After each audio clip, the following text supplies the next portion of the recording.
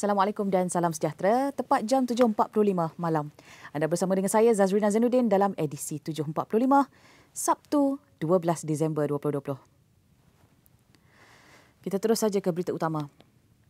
Barisan Nasional akan mengadakan rundingan pembahagian kerusi dengan Perikatan Nasional PN minggu depan bagi persediaan menghadapi pilihan raya umum ke-15 untuk mengelakkan pertandingan tiga penjuru membabitkan BN dan PN.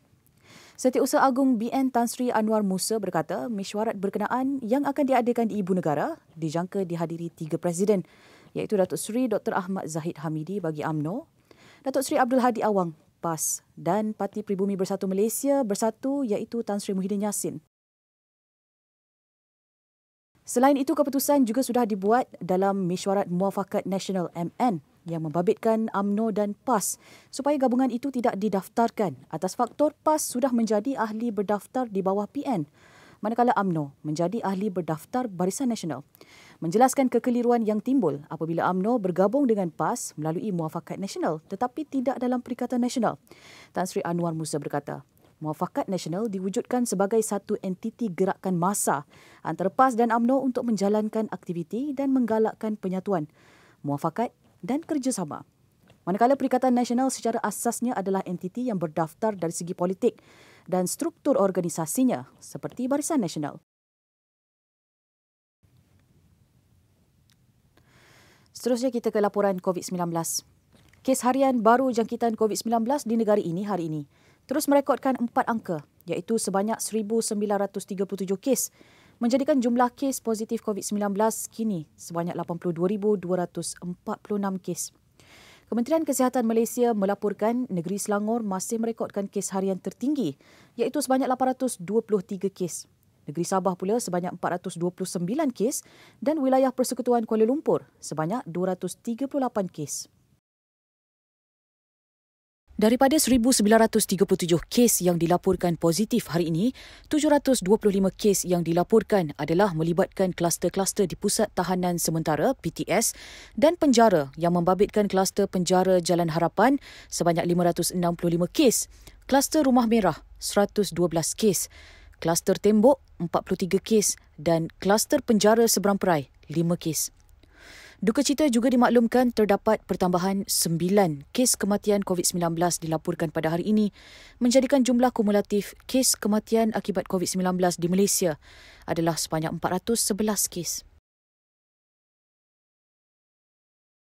Seterusnya kita ke berita nasional. Kawasan Highland Towers yang terbiar selama 27 tahun akan diceriakan menerusi pembangunan tempat bersejarah, bukannya akan dibina tugu peringatan. Kementerian Perumahan dan Kerajaan Tempatan KPKT dilaporkan hanya merancang untuk mengindahkan semula tapak kondominium Highland Towers yang telah mengundang rasa kurang senang penduduk setempat kerana masalah sosial yang didakwa berlaku di kawasan itu. Menterinya Zuraida Kamarudin berkata hasrat KPKT untuk mengindahkan kawasan itu bagi memperingati peristiwa tragis mengorbankan 48 penghuni kondominium berkenaan yang telah melakar sejarah hitam buat negara. Tragedi Highland Towers pada tahun 11 Disember 1993 menggemparkan negara apabila satu daripada 3 blok kondominium yang terletak di Taman Hillview Ulu Kelang runtuh dan meragut 48 nyawa. Seterusnya kita beralih ke perkembangan berita politik. Pengerusi Bersatu Perak Datuk Seri Ahmad Faizal Azumu sudah berbincang dengan Menteri Besar Datuk Seri Saarani Mohamad berkenaan cadangan nama Ahli Dewan Undangan Negeri ADUN dari parti berkenaan untuk dilantik sebagai Ahli Mesyuarat Kerajaan Negeri Exco Perak. Nama-nama tersebut katanya akan dibawa untuk dipersembahkan kepada Sultan Perak, Sultan Nazrin Shah. Ditanya sama ada beliau sendiri akan dilantik sebagai seorang Exco, Datuk Seri Ahmad Faizal yang juga ADUN Cendiriang berkata, kemungkinan besar beliau tidak akan memegang jawatan itu dalam pentadbiran kerajaan negeri. Khamis lepas, 4 daripada 5 ADUN yang mengangkat sumpah adalah lantikan semula, iaitu Datuk Zulkafli Harun daripada Lintang, Datuk Syahrul Zaman Yahya, Rungkup, Datuk Dr. Wan Nurashikin Wan Nordin, Kampung Gajah dan Khairul Syahrul Mohamad daripada Bota. Barisan Exco Perak terbubar selepas Datuk Seri Ahmad Faizal meletakkan jawatan sebagai Menteri Besar pada 5 Disember lepas setelah gagal mendapat sokongan menerusi usul keyakinan majoriti Ahli Dewan terhadap Menteri Besar sehari sebelum itu. Parti Bumi Putera Perkasa Malaysia Putra akan meletakkan 30 atau lebih calon kerusi Dewan Undangan Negeri DUN di Kelantan bagi memberi cabaran sengit kepada PAS yang telah memerintah negeri itu selama lebih 30 tahun tetapi tiada kemajuan dan pembangunan dilakukan. Presiden Putra Malaysia Datuk Paduka Dr. Ibrahim Ali optimis calon yang dipilih tersebut adalah berdasarkan integriti, rekod peribadi yang bersih dan disenangi oleh rakyat. Putra tidak akan menyertai mana-mana kumpulan. Kita akan jadi kuasa ketiga, tidak terikat dengan mana-mana pihak buat masa ini. Tetapi dari segi kerjasama pilihan raya,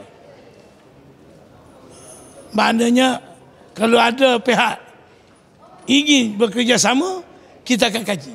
Tetapi menyertai blok tak ada. Maknanya Putra tidak akan menyertai blok PN, blok MN, blok PH tak ada.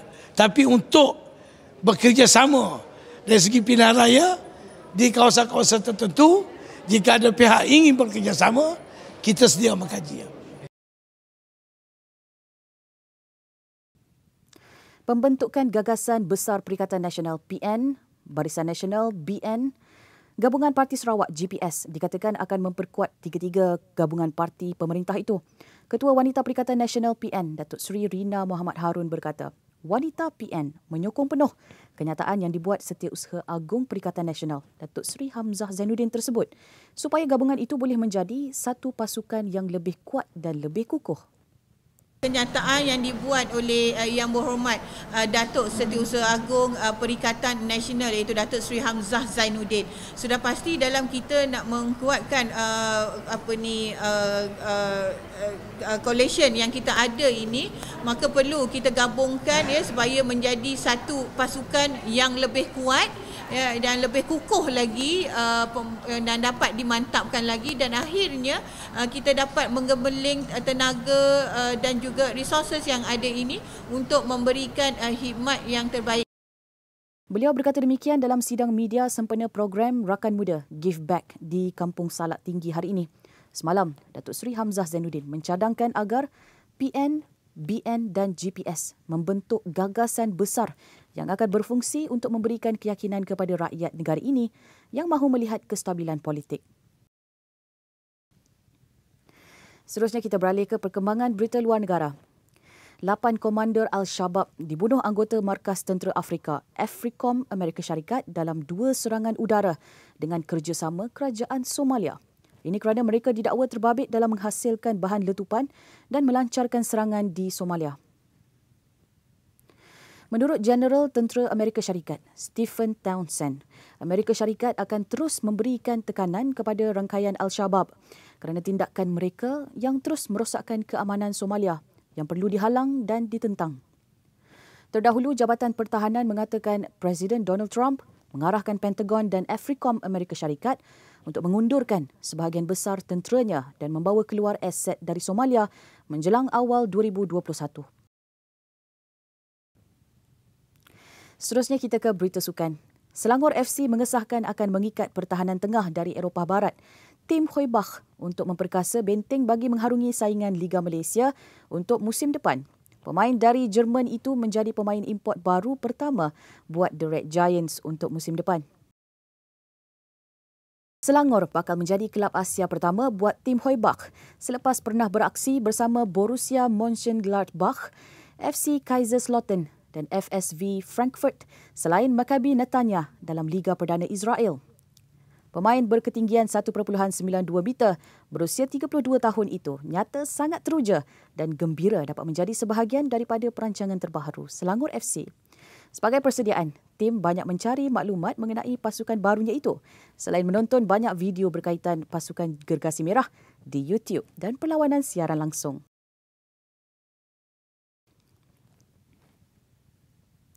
Baiklah, sekian dahulu buat masa ini. Jangan lupa untuk teruskan layari portal Malaysia Gazette di www.malaysiagazette.com serta ikuti kami di semua platform media sosial Malaysia Gazette di Facebook, YouTube, Instagram dan Twitter untuk mengetahui berita menyeluruh dalam dan luar negara. Saya Zazrina Zainuddin untuk edisi 7.45. Selamat berhujung minggu.